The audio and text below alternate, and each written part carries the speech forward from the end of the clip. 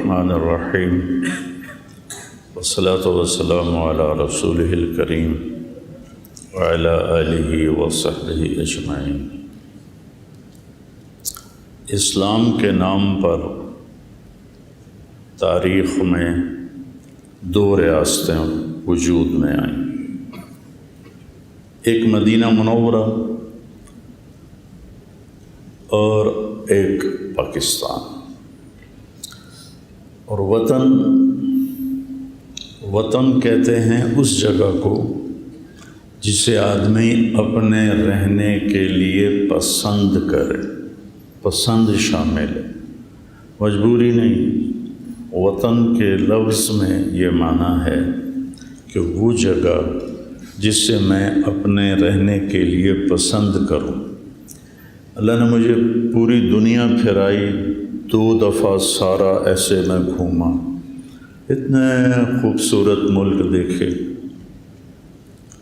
اتنے ویران ملک دیکھے، صومالیہ جیسے، جبوتی، سوڈان، کیمرون، چاڈ۔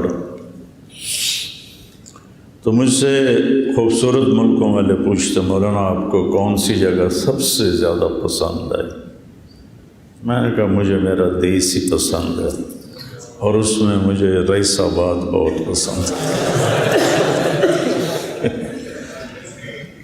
وہ کہتا ہے ابو نواس نقل فؤادک حیث شئت من الہوى بل حب الا للحبیب الاول کم منزل فی الارض یالفہ الفتى وحنینہ ابدا لاول منزل، کہ جہاں مرضی پھرو، نقل فؤادک، دل کو لے کے پھرو اپنی خواہش کی غلامی میں۔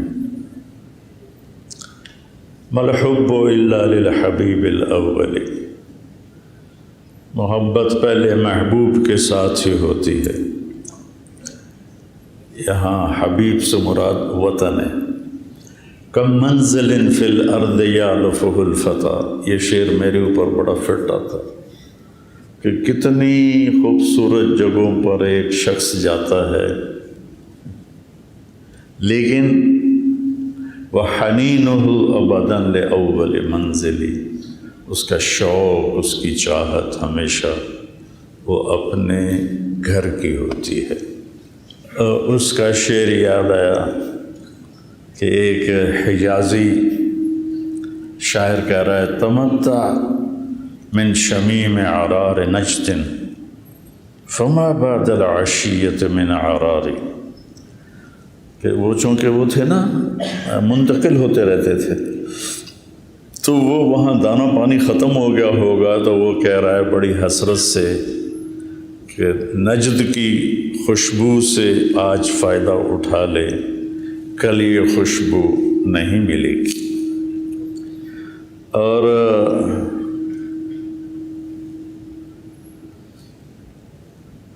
امرؤ القیس، پہلے اس شعر کا پس منظر سنیں کہ ایک جگہ وہ ٹھہرتے تھے تو وہاں ایک پورا شہر آباد ہو جاتا تھا، محبتیں، نفرتیں، شعر و شاعری چلتی تھی، مہینوں رہتے تھے۔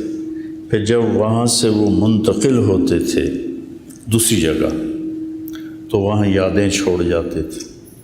جب کبھی اس جگہ سے گزر ہوتا تھا تو شاعروں کی رگ پھڑک اٹھتی تھی۔ یہ سمجھ میں آیا پس منظر؟ تو امرؤ القیس بہت بڑا شاعر تھا، وہ اس وادی سے گزرتا ہے جہاں عنیزہ رہتی تھی، اس کی معشوق، جس کو وہ اس اپنے قصیدہ میں کہتا ہے۔ وہ اپنے 2 ساتھیوں کے ساتھ چل رہا ہے تو اس وادی سے گزرتا ہے نا، تو اس کی حس پھڑک اٹھتی ہے، کہتا ہے قفا قفا، رک جاؤ رک جاؤ۔ کہتا ہے کیا ہوا؟ کَنَبْكِ مِنْ حَبِيبٍ وَمَنْزِلٍ بِسُقْطِ اللِّوَى بَيْنَ الدُّخُولِ فَحُومَلِ فَتُوضِعَ فَالْمِقْرَاتِ لَمْ يَعْفُرْ اسْمُهَا لِمَا نَسَجَتْهَا مِنْ جَنُوبٍ وَشَمَالِ، ٹھہر جاؤ یار، کچھ رونے دو، کچھ رونے. کیا خوبصورت تعبیر ہے، کچھ رونے دو. کس پر؟ محبوب پر، اور محبوب کے گھر پر کچھ رونے دو جو سقط اللواء کے پاس ہے، اور ابھی اس کے آثار مٹے نہیں ہیں، لیکن نشانیاں رہ گئی ہیں جنہیں جنوبی شمالی ہواؤں نے بہت مدھم کر دیا ہے. اور دیکھو، میں جب یہاں بیٹھ رہا تھا میں سوچ رہا تھا میں نے کیا کہنا ہے. اب کہاں سے اللہ تعالیٰ ذہن میں ڈال رہا ہے، یہ اس کا احسان ہے. متنبی علیہ رحمت فرماتے ہیں، فَدَيْنَاكَ مِنْ رَبْعٍ وَإِنْ زِدْتَنَا كَرْبًا فَإِنَّكَ كُنْتَ الشَّرْقَ لِلشَّمْسِ وَالْغَرَبَ. کہتا میں قربان جاؤں اے وادی، تجھے دیکھ کر میرا غم تازہ ہو گیا ہے. کبھی تو یہاں مشرق اور مغرب تھا. کیا کمال ہے! مشرق اور مغرب کیا ہے کہ جب محبوب خیمے سے نکلتی تھی تو مشرق ہو جاتی تھی، دن چڑھ نکل آتا تھا، اور جب وہ خیمے میں جاتی تھی تو مغرب ہو جاتی تھی. فَإِنَّكَ كُنْتَ الشَّرْقَ لِلشَّمْسِ وَالْغَرَبَ. سورج کے لیے تو مشرق اور مغرب تھا. یہ سب وطن کی بات کر رہا ہوں، وطن کی محبت کہ اللہ نے خمیر میں ڈال دیا ہے انسان کی. تو اللہ کے نبی کی اب بات سنا، اب تو شاعروں کی باتیں آپ کو سنا رہا تھا. اللہ کے نبی جب غار ثور سے نکلے اور مدینہ جانے لگے تو تہجد کا وقت تھا. کہیں ٹمٹماتے چراغوں کی لو ایسے ہی ہلکی ہلکی نظر آ رہی تھی، اور شاید کہیں سلگتا ہوا دھواں بھی اٹھ رہا ہو. تو آپ نے ایسے ایک نظر ڈالی اور کہا، یا مکہ ما اطیبک من بلد و احبک الی لولا ان قومی اخرجون منک لما سکنت غیرک. اے مکہ، تو مجھے کتنا محبوب اور پیارا ہے. اب یہ میں نبی کی بات بتا رہا ہوں. اے مکہ، تو مجھے کتنا محبوب اور پیارا ہے. اگر میری قوم نہ نکالتی تو میں تمہیں چھوڑ کے کبھی نہ جاتا.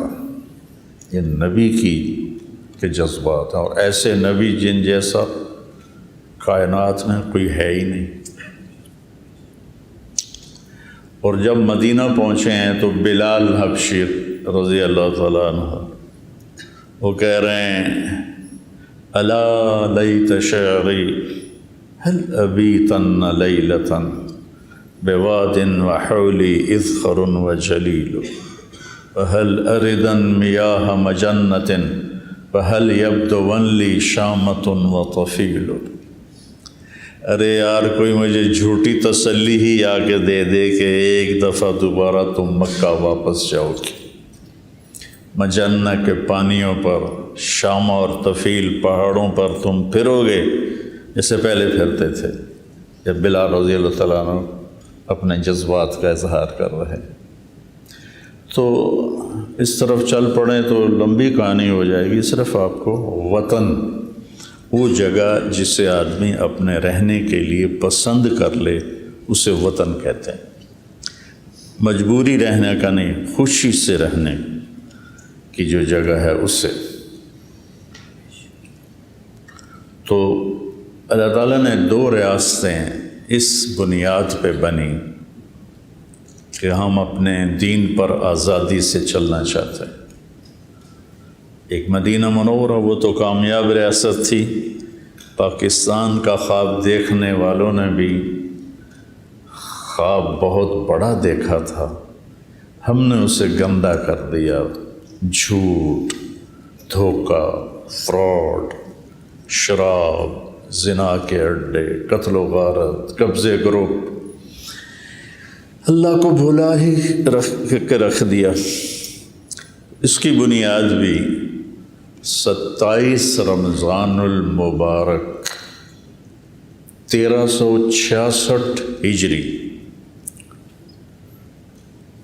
شب قدر میں 2 ملک آزاد ہو رہے تھے، ایک پاکستان ایک ہندوستان۔ تو پاکستان والوں نے اپنے لیے یوم آزادی 14 اگست چنا اور انڈیا نے 15 اگست چنا۔ ہم 14 کو یوم مناتے ہیں، وہ 15 کو مناتے ہیں۔ تو یہ اتفاقی نہیں تھا، آسمانی نظام تھا۔ ورنہ یہ بھی ہو سکتا تھا کہ ہمارے اس وقت کے جو قائد تھے وہ 15 اگست اپنا یوم آزادی بنا لیتے اور 14 وہ بنا لیتے۔ 14 اگست کے ساتھ 27 رمضان المبارک جڑ رہی ہے، شب قدر ہے۔ رات 12 بجے اعلان ہو رہا ہے۔ جب تاریخ تبدیل ہوئی تو اعلان ہوا پاکستان کا، اور عین وہ وقت تنزل الملائکۃ والروح فیہا بإذن ربہم من کل امر سلام ہی حتی مطلع الفجر۔ تو یہ ایک بہت بڑی بات ہے، اللہ کا انتخاب ہے۔ اللہ تعالیٰ نے اس ملک کو چنا ہے، ساری گندگیوں کے باوجود اللہ نے اس ملک کا روح پوری دنیا کے غیر مسلموں پر ڈالا ہوا ہے۔ اور اللہ نے ہمیں، اللہ تعالیٰ ذوالفقار علی بھٹو رحمۃ اللہ علیہ کی قبر کو ٹھنڈا کرے، اس بندے نے ایٹمی پلانٹ کی بنیاد رکھی، سمگلنگ سے چیزیں منگوائیں، چونکہ پابندیاں تھیں غیر مسلموں کی کہ کوئی اسلامی طاقت ایٹمی نہ بنے۔ یہ اس کی بخشش کا سبب بن گیا ہوگا۔ اور اللہ تعالیٰ نے پاکستان کو ایک نیوکلیئر پاور، ایٹمی طاقت بنایا۔ پوری دنیا میں صرف واحد ایک اسلامی ملک ہے جس کو اللہ نے یہ طاقت بخشی ہے۔ تو اس کے پیچھے ایک لمبی تاریخ ہے، اس سارے کا احاطہ کرنا تو مشکل ہے کہ بر صغیر میں اسلام کب آیا۔ حضرموت یمن کا شہر ہے، وہاں سے مالدیپ انڈیا کا جو نچلا حصہ ہے وہ سمندری راستے کے ذریعے سے قریب ہے۔ اور مجھے یہ نہیں پتا کہ کون سے سن میں وہ نکلے، تجارت کے لیے آئے، مالدیپ آئے، اور ادھر گجرات، کاٹھیا واڑ ادھر۔ تو وہاں کے لوگ پہلی صدی میں ہی بہت قریب میں ایمان لے آئے تھے، یوں اسلام داخل ہوا۔ لیکن جو ایک تاریخی طور پر محفوظ ہوا وہ محمد بن قاسم رحمۃ اللہ علیہ، مالدیپ کے مسلمان حاجیوں کا قافلہ جا رہا تھا بحری جہاز میں حجاز۔ تو راجہ داہر، یہ سندھ کا راجہ تھا، سندھ بمبئی تک تھا، بمبئی تک، ادھر ملتان سندھ میں شامل تھا اور ادھر بمبئی، اتنا بڑا وہ راجہ تھا۔ ایسے مجھے باتیں یاد آ جاتی ہیں۔ ایک دفعہ وہ بیٹھا تھا تو نجومی آیا، تو اس کی بہن بھی ساتھ بیٹھی تھی۔ کہنے لگا میری بہن کا ہاتھ دیکھو۔ اس نے ہاتھ دیکھا تو کہا اس کا جو خامند ہے وہ سندھ کا راجہ بنے گا۔ تو اس کو تو چکر آنے لگ گیا کہ تو میں ہی مار کے بنے گا پھر۔ تو اس نے اپنے وزیر کو بلایا کہ نجومی یہ کہہ کر گیا، میں کیا کروں؟ تو اس خبیث نے کہا اپنی بہن سے شادی کر لو۔ وہ راجپوت تھا یا سندھی تھا، مجھے اس کی قوم کا پتہ نہیں۔ کہنے لگا یہ کیسے ہو سکتا کہ میں بہن سے شادی کر لوں؟ وزیر چپ ہو گیا۔ اس نے ایک بکری منگوائی اس پر مٹی کا لیپ کیا اور اس پر پھولوں کے بیج لگا دیے۔ تو کچھ دنوں کے بعد وہ پھول ساری بکری کے اوپر اگائے، تو اس نے راجہ داہر کو دکھائی، وہ کہو یہ کیا ہے، تو بڑی عجیب چیز ہے۔ اس نے اس کو بازار میں چھوڑ دیا، تو سارے لوگ اکٹھے ہو رہے ہیں، دیکھ رہے ہیں، اکٹھے ہو رہے ہیں، دیکھ رہے ہیں۔ 3-4 دن کے بعد سب نے دیکھ لیا تو وہ پھر رہی ہے، کوئی دیکھتا ہی نہیں۔ تو وہ داہر کے پاس آیا، کہا مہاراج ایسے ہی تو بہن سے شادی کرے گا تو 3-4 دن رولا پوے گا، پھر کسی نے یاد نہیں رہنا، ٹھوک شادی۔ اس بدبخت نے اپنی بہن سے ہی شادی کر لی کہ میں سندھ کا راجہ ہی رہوں۔ اس کے آدمیوں نے تھے تو وہ بحری ڈاکو، لیکن اس کی نگرانی جیسے ہمارے یہاں بڑے لوگوں نے رکھے ہوتے ہیں، آگے بدماش، پیچھے وہ پردے کے پیچھے ہوتے ہیں، آگے قبضے وہ کر رہے ہوتے ہیں، نام ان بدماشوں کا ہوتا ہے، پیچھے چودھری صاحب بیٹھے ہوتے ہیں۔ تو انہوں نے وہ قافلہ لوٹ لیا۔ تو ایک عورت نے کہا یا للحجاج یا للحجاج یا للحجاج۔ اس نے حجاج کو پکارا، اے حجاج۔ حجاج عراق کا گورنر تھا۔ تو جو کچھ لوگ بچ گئے ان کے زد سے، وہ جب پہنچے نا عراق، تو انہوں نے حجاج بیٹھا ہوا تھا کرسی پر، تو کہا کہ تجھے ایک مظلوم عورت نے یوں پکارا ہے۔ تو وہ کرسی سے کھڑا ہو کر کہنے لگا لبیک یا اختی لبیک یا اختی لبیک یا اختی۔ اور اس نے قسم کھائی، نہ چارپائی پہ سوؤں گا، نہ بیوی کے پاس جاؤں گا جب تک اس کو چھڑوا نہ لوں۔ تو اس نے پہلا لشکر بھیجا، اسے شکست ہو گئی۔ پھر دوسرا لشکر بھیجا، اسے بھی شکست ہو گئی۔ پھر تیسرے کی تیاری کی تو ولید بن عبد الملک نے کہا میں اتنا نقصان برداشت نہیں کر سکتا، نہیں بھیجنا۔ تو اس نے اس کے سامنے ہاتھ جوڑے کہ جتنا خرچہ ہوگا میں اس سے دوگنا آپ کے خزانے میں واپس جمع کراؤں گا، مجھے اجازت۔ تو اس کے منت ترلے کر کے اجازت لے لی، اور 12,000 کا لشکر دے کر محمد بن قاسم رحمۃ اللہ علیہ 17 سال کے نوجوان کو امیر بنا کے بھیج۔ میرے نبی نے حضرت اسامہ رضی اللہ عنہ کو 17 سال کی عمر میں حضرت عمر کا امیر بنا کے بھیج۔ تو محمد بن قاسم نے پھر یہ روڑی کے پاس دریائے سندھ کو پار کیا، پہلے دیبل فتح کیا۔ دیبل کو آج کل بھمبور کہتے ہیں، بھمبور، لیکن اس کا پرانا نام دیبل ہے۔ میں وہاں گیا، وہ مسجد کے کھنڈر تھے، وہاں میں نے 2 نفل پڑھے، شاید ہی کبھی کسی نے پڑھے ہوں۔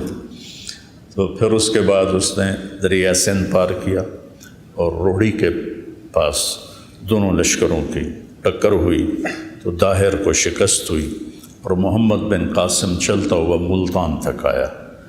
تو 92 ہجری میں ضلع ملتان میں اسلام داخل ہو گیا تھا، اور پورا سندھ میں لاکھوں لوگ کلمہ پڑھ گئے تھے۔ یہ ایک تاریخ کا حصہ ہے۔ اس طرف کا جو ہندوستان تھا، اس میں محمود غزنوی نے پہلے حملے کیے، کچھ 17 حملے کیے، لیکن عام طور پر اس نے خزانہ ہی لوٹا، کوئی ایسا نہیں کیا کہ کوئی اسلامی دعوت کی بنیاد ڈالی ہو، یہ کام نہیں کیا۔ محمد غوری رحمۃ اللہ علیہ نے 1191 میں پرتھوی راج سے جنگ کی، اس میں ان کو شکست ہو گئی، بڑی بری طرح زخمی ہوئے، واپس گئے، 1 سال تیاری کی، اور 1192 میں پھر ترائن ایک جگہ ہے اس میں یو پی میں، تو اس کے مقام پر دونوں لشکروں کی مڑ بھیڑ ہوئی۔ اس میں پھر محمد غوری کو فتح ہوئی، اور انہوں نے ان کی اولاد کوئی نہیں تھی، انہوں نے اپنے غلاموں کو وہاں پر گورنر بنا کے باقاعدہ حکومت کا آغاز کیا۔ قطب الدین ایبک لاہور میں، شمس الدین التمش دلی میں، ناصر الدین قباچہ ملتان میں، اور وہ صرف 4 سال حکومت کر پائے اور پولو کھیلتے ہوئے گھوڑے سے گرے اور انتقال ہو گیا۔ لاہور کو انہوں نے اپنا کیپٹل بنایا تھا تو ان کی قبر انارکلی بازار کے پیچھے ہے۔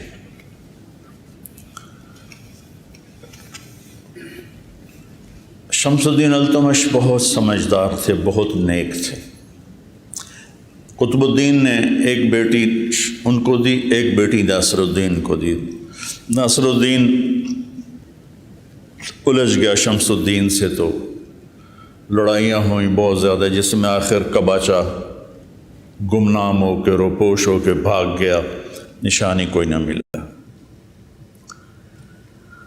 تو شمس الدین سے پھر خاندان غلامہ، یہ سب غلام تھے، ان کو خاندان غلامہ کہتے ہیں کہ یہ غلام لوگ تھے۔ شمس الدین کے سامنے 20 غلام پیش کیے گئے، اس نے 19 خرید لیے، ایک کو چھوڑ دیا۔ اس کا قد بھی چھوٹا تھا اور شکل بھی اچھی نہیں تھی۔ تو اس غلام نے کہا آپ نے یہ غلام کیوں خریدے ہیں؟ کہا اپنے لیے۔ کہا مجھے اللہ کے لیے خرید لو۔ تو یہ بات اس کو بڑی پسند آئی تو اس نے اس کو خرید لیا۔ یہی غلام آگے چل کے غیاث الدین بلبن کے نام سے 30 برس حکومت کی، اور بہت بڑا محسن ہندوستان ہے کہ تاتاریوں کے حملوں کو غیاث الدین بلبن نے ایسا روکا کہ ان کا بیٹا محمد بلبن ملتان کا حاکم تھا اقلت، وہ جنگوں میں شہید ہو گیا، لیکن تاتاری ہندوستان میں گھس نہیں سکے۔ پھر بیٹے کے غم میں 2 ہفتے بعد اس کا بھی انتقال ہو گیا۔ تو پھر یہ خاندان غلامہ چلتا ہے جس میں خلجی ہیں، جس میں بلبن ہیں، اور اس میں تغلق ہیں، یہ سارے خاندان غلامہ ہیں۔ اور 1398 میں تیمور لنگ نے، مجھے اس پہ بڑا غصہ آتا ہے، اللہ مجھے معاف کرے، بہت ظالم تھا، بہت ظالم تھا، چنگیز خان سے بھی زیادہ ظالم تھا۔ مسلمان ہو کر اس نے میرے تلمبے کو برباد کیا، ملتان کو برباد کیا، ملتان سے دیپال پور گیا اسے برباد کیا، وہاں سے بٹھنڈا گیا اسے برباد کیا، بٹھنڈا سے دلی پہنچا اسے برباد کیا۔ یہ ہندوستان پہ آیا کیوں تھا؟ یہ لٹیرا ڈاکو بادشاہ تھا، ڈاکو بادشاہ، کہ چین پہ حملہ کرنا ہے، تو چین پہ حملے کے لیے تو پیسہ بہت چاہیے، تو کیا کریں؟ کہا ہندوستان میں بہت پیسہ، کہا چلو پھر اس کو لوٹتے ہیں۔ اس خبیث نے لوٹ میں لاکھوں انسان ذبح کر دی اور خزانہ لوٹ کے گیا۔ 1398 میں واپس گیا اور پھر لشکر جرار تیار کیا اور اس کو لے کر نکلا چین کی فتح کے لیے۔ تو قازقستان میں ایک جگہ ہے اترار، بڑی تاریخی جگہ ہے، وہ کبھی پھر دوبارہ اس کی میں تاریخ سناؤں گا، جہاں سے تاتاریوں کی جنگ کی ابتدا ہوئی۔ اس کا گورنر تھا انیل جک، خوارزم شاہی حکومت میں۔ اس کی نادانی سے یہ بہت بڑا فتنہ اٹھا، تو وہاں پہنچا 1405 میں، تو وہاں ٹھنڈ سے مر گیا، ٹھنڈ لگی اور نمونیا، وہ 72 سال عمر ہو گئی تھی اس کی۔ تو چین والوں کو اللہ نے بچا لیا، لیکن ہمارا دیش اس نے برباد کر دیا۔ تو جہاں مغلوں کی حکومت سب سے لمبی چلی، 328 سال مغلوں نے حکومت کی، اور 1608 میں ایسٹ انڈیا کمپنی ہندوستان میں داخل ہوئی۔ جہانگیر کا زمانہ تھا، عروج تھا، تو ان کو وہ تو بالکل فقیر سے تھے۔ ایسٹ انڈیا کمپنی انگریزوں کی، انگلینڈ سے آئی ہوئی، تو وہ شاہ جہاں اس جہانگیر تک ان کی رسائی ہوئی۔ جہانگیر کو میری طرح سر درد رہتا تھا، تو اس نے ان سے پوچھا تمہارے پاس کوئی چیز ہے سر درد کی؟ تو اس وقت وہ سائنس میں آگے جا چکے تھے، تو اب دیسی علاج میں کوئی ایسی دوا نہیں ہے جو فوری اثر کرے، تو انہوں نے اس کو گولی دی، وہ ٹھیک ہو گیا۔ وہ تو بڑا خوش ہوا، کہنے لگا کیا مانگتے ہو؟ اب ان کا دیکھو اپنے ملک کے لیے خیر خواہی، کہنے لگے جی ہمیں انڈیا میں تجارت کی اجازت دی جائے۔ اگر جاؤ اجازت، تو انہوں نے یہ جنوبی ہند کی طرف اپنے چھوٹے چھوٹے اڈے بنا لیے۔ شاہ جہان کے دربار میں وہ آئے تو شاہ جہان سے مل کر نکلے تو شاہ جہان کے وزیر نے کہا مجھے ان کی آنکھوں میں مکر و فریب نظر آتا ہے، ان کو ہندوستان سے نکال دو۔ تو شاہ جہان کہنے لگا کیا پدی کا شوربہ، ان کی حیثیت ہی کیا ہے، ان کا ہونا نہ ہونا ہمارے لیے برابر ہے۔ تو بعد میں پتہ چلا وہ پورا ہندوستان ہی کھا گئے۔ تو 1608 میں جہانگیر کا زمانہ تھا جب یہ ایسٹ انڈیا کمپنی آئی، اور پھر وہاں انہوں نے اپنے اڈے بنانے شروع کیے۔ آہستہ آہستہ آہستہ مقامی فوج تیار کی، اور مقامی فوج سے 1757 میں سراج الدولہ کو شکست دے کر بنگال پہ قبضہ کر لی۔ مقامی فوج اتنے بے حس ہو چکے تھے مقامی لوگ، اور پھر 1799 میں ٹیپو سلطان شہید کر دیے۔ تو انہوں نے کہا اب ہندوستان ہمارا ہے، سارے ہندوستان پہ قابض ہو گئے، مقامی لوگوں کو اپنی فوج میں شامل کر۔ ٹیپو سلطان پہ جب حملہ کیا تو حیدرآباد کا نظام کم بخت انگریز فوج کے ساتھ مل کے ٹیپو پہ حملہ آور ہوا۔ ایڈمبرا کا ایک سپاہی تھا جس نے ٹیپو سلطان کو آخری فائر کیا اور وہ شہید ہوئے۔ میں جب ایڈمبرا گیا تو وہ مجھے چوک میں لے گئے تو گھوڑے پر وہ سوار بہت بڑا بت اس کا بنا ہوا تھا۔ انہوں نے کہا یہ ہے وہ سپاہی جس نے اس کو آخری فائر کیا، اور وہ شہید ہو گئے تھے۔ تو ہندوستان میں انگریز کا آنا ایک عجیب و غریب واقعہ ہے، لیکن کوئی اس میں دوسری رائے نہیں ہے کہ ہندوستان اس وقت بٹ چکا تھا اور راجے مہاراجے حکومت کے قابل نہیں تھے۔ مسلمان راجوں کا حال یہ تھا کہ آصف الدولہ نے ایک حرم لڑکیوں کا بنایا ہوا تھا اور ایک حرم لڑکوں کا بنایا ہوا تھا۔ کبھی وہ لڑکوں سے شوق فرماتے تھے اور کبھی لڑکیوں سے شوق فرماتے تھے۔ یہ اودھ کے نواب تھا کم بخت یہ، اور اس کا جو بیٹا تھا واجد علی شاہ، اس کی 550 بیویاں تھیں۔ یہ مسلمان راجوں کا حال تھا، تو سکھ راجے، غیر ہندو راجے، ان کا کیا حال تھا؟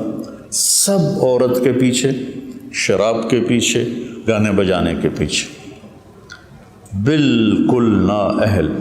رامپور کا نواب جو تھا وہ اپنی جو مجلس شورا بلاتا تھا، آپ کو عجیب لطیفہ بھی ہے، حقیقت میں خود بیت الخلاء میں بیٹھتا تھا اور باقی ہال میں بیٹھتے تھے۔ تو انگریزوں کا آنا بالکل ٹھیک تھا، انگریزوں کا آنا بالکل ٹھیک تھا کہ وہ اس قابل ہی نہیں تھے، سوائے عورت اور شراب کے ان کو اور کوئی کام ہی نہیں تھا۔ رنجیت سنگھ نے حکومت کی 40 سال بڑے دھڑلے سے، بہت سمجھدار راجا تھا۔ یہ گجرانوالے کا تھا، ایک چھوٹے سے چودھری کا بیٹا تھا، تو اپنی قابلیت پر ان پڑھ تھا، پورے پنجاب کا حکمران بنا۔ یہ 1780 میں پیدا ہوا تھا اور 1839 میں شراب کی کثرت اور زنا کی کثرت سے مر گیا 59 سال کی عمر میں، لیکن بہت قابل حکمران تھا۔ تو انگریزوں نے ہاتھ نہیں ڈالا پنجاب پر۔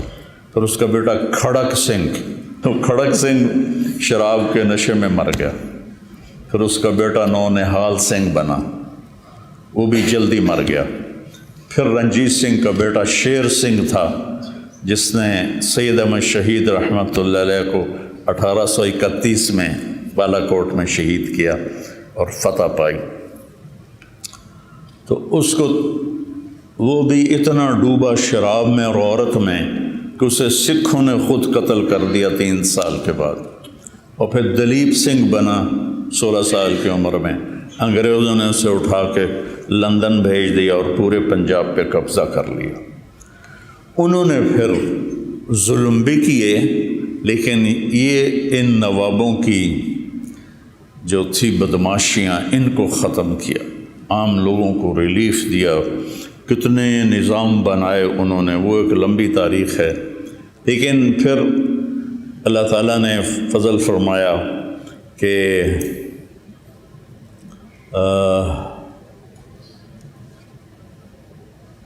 1906 میں مسلم لیگ کی بنیاد رکھی گئی۔ 30 دسمبر 1906 نواب سلیم اللہ صاحب ڈھاکہ، یہ نواب خاندان تھا، یہ بنگالی نہیں تھے، یہ کشمیری تھے۔ ان کے بڑے تجارت کے لیے گئے اور بہت کما لیا۔ 1857 کی جنگ میں انگریزوں کا ساتھ دیا، تو اس پر انہوں نے جاگیریں دے دی، نواب بنا دیا۔ اس کے آخری نواب تھے سلیم اللہ خان صاحب، جو 43 سال کی عمر میں فوت ہو گئے۔ انہوں نے اپنے محل میں 1906 میں 30 دسمبر مسلم لیگ کی بنیاد رکھی۔ پاکستان کا پہلا پتھر وہاں رکھا گیا۔ مسلم لیگ کی بنیاد رکھتے ہوئے کسی کے خواب و خیال میں نہیں تھا کہ آگے چل کے یہ پاکستان کے وجود کا ذریعہ بنیں گے۔ صرف یہ جد و جہد تھی کہ مسلمانوں کو اکٹھا کیا جائے اور انگریزوں کے خلاف کوئی محاذ بنایا جائے۔ تو چلتے نواب سلیم اللہ جوانی میں فوت ہو گئے، نوابی ٹائٹل ختم ہو گیا۔ اس کے بعد کون اس کے بنے جو مجھے نہ یاد ہے، نہ مجھے پڑھا ہوا یاد ہے، لیکن علامہ اقبال رحمۃ اللہ علیہ نے ریاست پاکستان کا تصور پیش کیا کہ ایک ریاست ہونی چاہیے مسلمانوں کے لیے الگ۔ 1930 میں الہ آباد میں ایک جلسہ تھا، اس میں اقبال رحمۃ اللہ علیہ نے بطور پیغام جو انہوں نے اپنی شاعری میں پیغام دیا، وہ 14 صدی میں کوئی شاعر ایسا نہیں پیدا، 14 صدی میں کوئی ایسا شاعر پیدا نہیں ہوا کہ جس نے پیغام دیا ہو۔ آپ کو عجیب بات سناؤں، 96 میں ہماری جماعت انڈونیشیا گئی، جنرل حبیبی اس وقت وہاں صدر تھا۔ تو میں تو نہیں گیا، لیکن دوسرے ہمارے کچھ بزرگ اس کو ملنے کے لیے گئے، مسیح الزمان صاحب رحمۃ اللہ علیہ اور کچھ اور ایسے۔ تو وہ کہنے لگا کہ آپ کو پتہ ہے ہم نے تحریک آزادی کیسے چلائی؟ ان کا جی آپ بتائیں۔ کہ اقبال کی شاعری اور آپ کے قائد محمد علی جناح رحمۃ اللہ علیہ کی تقریریں، ان کا ہم نے انڈونیشی زبان میں ترجمہ کر کے اپنے نوجوانوں کو ابھارا، اور ہم آزاد ہوئے پرتگال وہاں تھا، لیکن ہم جانتے نہیں اقبال کون ہے۔ تو انہوں نے سب سے پہلے یہ تصور پیش کیا کہ ایک ریاست ہونی چاہیے۔ قائد اعظم محمد علی جناح رحمۃ اللہ علیہ یہ ساہیوال کے تھے، ان کے جو بڑے تھے ساہیوال کے، راجپوت فیملی تھی، گجراتی نہیں تھے یہ۔ کیم چھو مجامہ، یہ گجراتی زبان ہے، کیم چھو مجامہ، کیا حال ہے، بڑا اچھا حال۔ ان کے بڑے گجرات شفٹ ہوئے تجارت کے لیے، تو پھر وہ گجراتی بولنے لگ گئے۔ جب 2-3 نسلیں وہاں رہیں تو اللہ تعالیٰ نے اس بندے کو چنا، انہوں نے کانگریس میں شمولیت اختیار کی۔ کانگریس میں کچھ عرصے کے بعد انہیں پتہ چلا کہ یہ مسلمانوں کے مفاد میں کچھ بھی نہیں ہے، تو الگ ہو گئے۔ مسلم لیگ میں شامل ہوئے تو بری طرح مسلم لیگ پٹ رہی تھی، تو یہ مایوس ہو کے لندن چلے گئے۔ بہت بڑے وکیل تھے، تو علامہ اقبال رحمۃ اللہ علیہ نے خط لکھا کہ آپ واپس آئیں اور مسلم لیگ کی باغ ڈور سنبھالیں۔ تو وہ پھر ان کے خط پر واپس تشریف لائے اور مسلم لیگ کی باغ ڈور سنبھالی۔ پھر علماء دیوبند دو حصوں میں تقسیم ہو گئے۔ ایک حصہ کہتا تھا تقسیم نہیں ہونی چاہیے، مولانا شرف علی تھانوی رحمۃ اللہ علیہ، مولانا شبیر احمد عثمانی رحمۃ اللہ علیہ، مولانا ظفر احمد تھانوی رحمۃ اللہ علیہ، مولانا سلیمان تھے ندوہ کے، تو یہ حضرات کہتے تھے تقسیم ہونی چاہیے۔ تو اس سے علماء دیوبند دو حصوں میں تقسیم ہو۔ دونوں کی نیت، جو چاہتے تھے نہ تقسیم ہو، ان میں بھی کوئی ذاتی مفاد نہیں تھا، وہ سمجھتے تھے کہ اس میں مسلمانوں کا فائدہ زیادہ ہے، اور حضرت تھانوی رحمۃ اللہ علیہ اور ان کے ساتھ والے کہتے تھے تقسیم میں فائدہ زیادہ ہے، اور آخر نتیجہ وہی نکلا جو حضرت تھانوی رحمۃ اللہ علیہ کا فلسفہ تھا کہ الگ ہونا چاہیے، کہ مسلم نان مسلم مفاد ایک نہیں ہو سکتا، وہ اس میں ٹکراؤ پیدا ہو جاتا ہے۔ تو مسلم لیگ بہت بری طرح پٹ رہی تھی، تو مولانا شبیر احمد عثمانی، مولانا ظفر احمد تھانوی، انہوں نے دورے کیے پورے سرحد کے اور ہندوستان کے، اور جو جوشیلی تقریریں کر مسلم لیگ کو اتنا کھڑا کیا کہ الیکشن میں کافی سیٹیں لینے میں کامیاب ہو گئی۔ ادھر 1940 میں دوسری جنگ عظیم شروع ہو گئی، جو 44-45 تک رہی، اور انگلینڈ بالکل اس کی کمر ٹوٹ گئی اور اسے اپنے مقبوضہ جات پر قبضہ رکھنا مشکل ہو گیا۔ ادھر تحریک پروان چڑھ گئی، پاکستان کا مطلب کیا، لا الہ الا اللہ۔ آج کے نوجوانوں کو پتہ ہی نہیں ہے کہ کیا قربانیاں ہوئیں۔ تو آخر کار انگریزوں کو ہارنا بھی پڑا اور وہ مجبور بھی ہو گئے تھے، دونوں چیزیں تھیں، قبضہ رکھ نہیں سکتے تھے، سارا کچھ برباد ہوا پڑا تھا، اور ادھر مسلمانوں میں بھی ایک جوش اور تحریک اٹھی ہوئی تھی، ہندوؤں میں بھی اٹھی ہوئی تھی۔ تو پھر اللہ تعالیٰ نے محمد علی جناح رحمۃ اللہ علیہ، بہت بڑے ہمارے محسن ہیں، بڑے عظیم انسان تھے، مقدر کی بات ہے انہیں حکومت کرنے کا موقع ہی نہ مل سکا۔ 47 میں آزاد ہوا، 48 میں انتقال ہو گیا، ٹی بی کے مریض تھے 72 سال کی عمر میں۔ اس کے بعد پھر ایک لائن لگ گئی، ایک دکھ بھری داستان ہے، ایک درد بھرا افسانہ ہے، جگر سوز بھی ہے، دل خراش بھی ہے، کہ قربانیوں کو رائے گاں کر دیا، 6 لاکھ لوگ ذبح ہوئے، 6 لاکھ، 1.5 کروڑ لوگ ہجرت کرنے پر مجبور ہوئے، اور 6 لاکھ لوگ۔ میرے والد کے پاس ایک آتے تھے بزرگ، نام بھول گیا مجھے، وہ بتا رہے تھے کہ میں جالندھر میں رہتے تھے، تو میرا خاندان کٹ گیا، میں اکیلا جان بچا کے نکلا، تو دن میں کماد میں چھپ جاتا تھا اور رات کو سفر کرتا تھا، اور میری ڈائریکشن تھی لاہور، لیکن میں بھٹکتا بھٹکتا دریائے ستلج کے کنارے جا پہنچا۔ دریائے ستلج اس وقت بکھرا ہوا دریا تھا، اور پیچھے تیرنا آتا نہیں تھا، پیچھے جاؤں تو سکھوں کے ہاتھوں مرتا ہوں، پانی میں جاؤں تو ڈوب کے مرتا ہوں۔ تو کہنے لگے میں نے اس سے اچھا پانی میں ڈوب کے مر جانا سکھوں کے ہاتھوں قتل ہونے سے بہتر ہے۔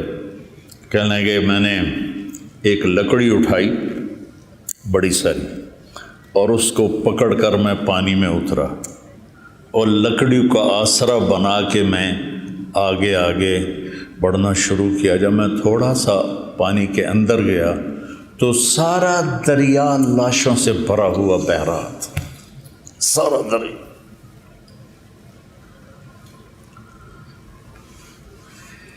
ہمارے بھائی رشوت لینے والے، بددیانتی کرنے والے، برائی کے اڈے چلانے والے، قبضے کرنے والے، ان سے اللہ بھی پوچھے گا اور ان سے وہ 6 لاکھ لاشیں بھی پوچھیں گی کہ ہم نے جو پاکستان کے لیے جان قربان کی تھی اس لیے کی تھی کہ تم یہ سب کرو۔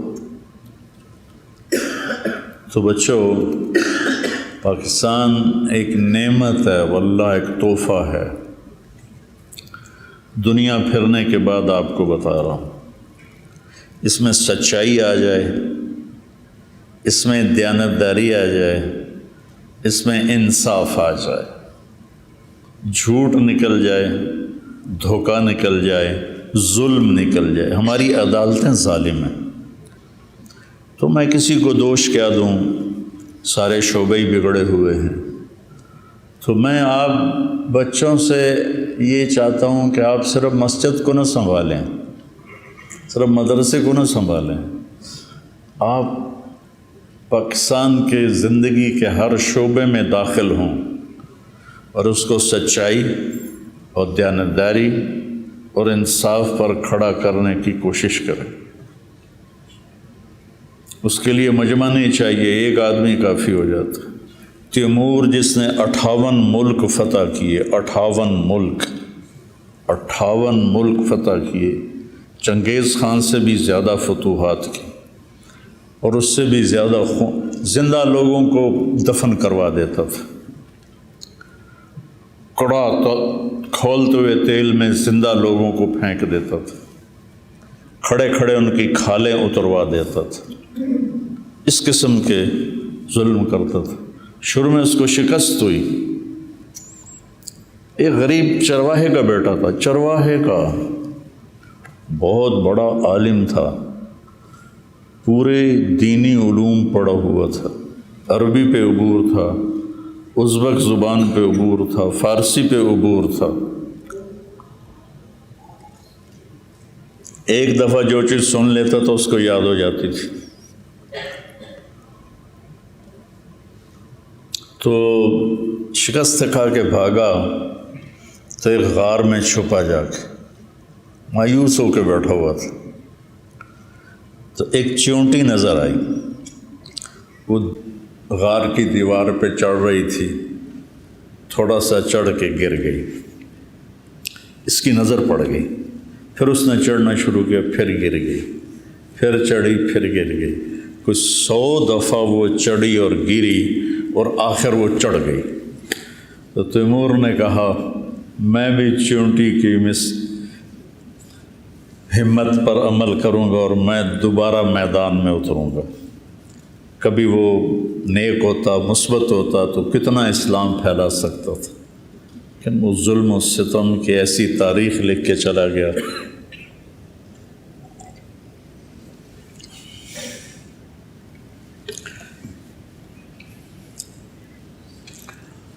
تو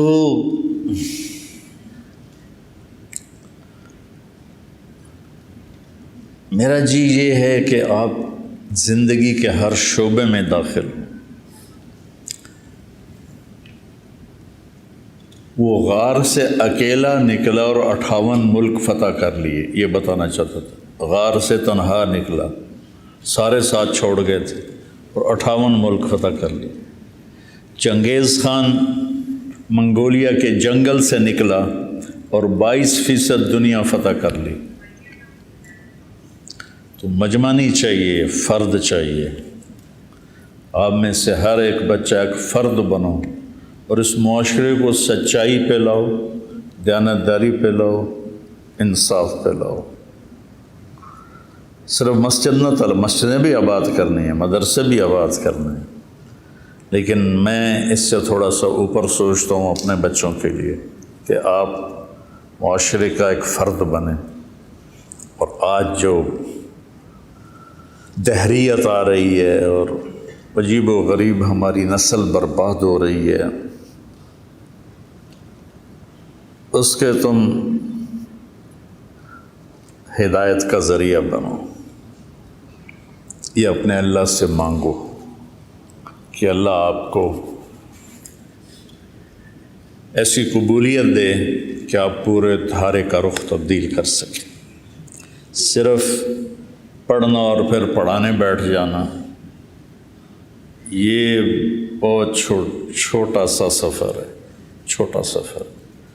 پڑھ کے کسی مسجد کو سنبھال کے بیٹھ جانا بہت مختصر سفر ہے۔ لمبا سفر یہ ہے کہ اس معاشرے سے میں پھیلے ہوئے ظلم و ستم اور بددیانتی اور جھوٹ اور بے حیائی اور فحاشی، اس کے لیے کوشش کرنا۔ اللہ آپ سب کو اس قابل کرے کہ آپ اس دیس کے رکھوالے بنو۔ کیا ہے وہ، لائے ہم طوفان سے کشتی نکال کے، اس ملک کو میرے بچوں رکھنا سنبھال کے۔ طوفانوں سے کشتی نکلی ہے، بہت بڑی قربانیاں دی ہیں، بہت بڑی قربانیاں دی گئی۔ تو اللہ تعالیٰ ان کی قبریں روشن کرے جنہوں نے اس کو بنانے کے لیے جانوں کے نذرانے پیش کیے، اپنی ہمتوں کو صرف کیا، اور آج ہم آزاد ہیں کہ ہم ایک ایٹمی طاقت ہیں۔ کاش ہم سچے ہوتے، دیانتدار ہوتے، ظلم سے پاک ہوتے تو کوئی ہماری طرف آنکھ اٹھا کے نہیں دیکھ سکتا۔ اس کی آپ سارے بچے نیت کرو کہ انشاءاللہ ہم نے اپنے دیس کو ایسا بنانا ہے، ٹھیک ہے نا؟ ہاں، تو اپنی ذات سے ابتدا کرو کہ میں نے جھوٹ نہیں بولنا۔ یعنی آپ سوچو گے جہاں ہم کریں کیا، اپنے سے شروع کرو۔ میں نے جھوٹ نہیں بولنا، میں نے غیبت نہیں کرنی، میں نے کسی کے ساتھ بدتمیزی نہیں کرنی، میں نے اپنی زندگی میں کسی کے ساتھ دھوکہ بازی نہیں کرنی، میں نے کسی پہ زیادتی اور ظلم نہیں کرنا۔ اپنی ذات سے شروع کرو۔ ایک دفعہ پرانی بات ہے، میں بات کر رہا تھا کہ غیبت سے بچو، تو ایک بچہ کھڑا ہو گیا تو کہنے لگا استاد جی آپ، میں اس وقت ہم فارسی پڑھاتے تھے تو ریونڈ کی شاخ تک میں فارسی میں داخل ہوا تھا، تو آپ نے ترغیب دی تھی کہ غیبت نہ کرو۔ تو کہاں تک پھر ہم بیچتے تھے آگے؟ ہاں، کتنے سال ہو گئے جاتے تھے؟ ہاں، تو کہا اب میں ریونڈ جا رہا ہوں، پتہ نہیں 5ویں سال کے بعد کہ 6 سال کے بعد، ان 6 سال میں نے ایک دفعہ بھی غیبت نہیں کی۔ اور ابھی چند دن پہلے پھر وہ مجھے آ کے ملا، کہا جی میں وہی ہوں جس نے آپ کو کہا تھا کہ میں نے کبھی غیبت نہیں کی۔ تو میں نے اپنی ذات سے شروع کیا۔ میں کسی کی غیبت نہیں کرتا ہوں، کسی کی غیبت سنتا نہیں ہوں، کسی سے نفرت نہیں کرتا ہوں، فرقہ واریت سے بالا تر ہو کے میں چلتا ہوں، میں دین کو پیش کرتا ہوں، مسلک دیوبند کو پیش نہیں کرتا، اس پہ میں خود کاربند ہوں، لیکن میں اوروں کو اس کی دعوت نہیں دیتا، میں دین کی دعوت دیتا ہوں۔ میں سب کو ایسے ہاتھ پھیلا کر ملتا ہوں، میرے دل میں کسی کے لیے نفرت کوئی نہیں ہے۔ میں رات کو سوتے ہوئے روزانہ یہ کہہ کے سوتا ہوں، یا اللہ میں نے اپنے دل کو سب سے صاف کیا، میرے دل میں کسی کی نفرت نہیں۔ روز رات کو سوتے ہوئے میں یہ کرتا ہوں۔ آپ بھی اس پہ عمل کرو، انشاءاللہ بہت فائدہ ہوگا۔ نیت کرتے ہو؟ چلو۔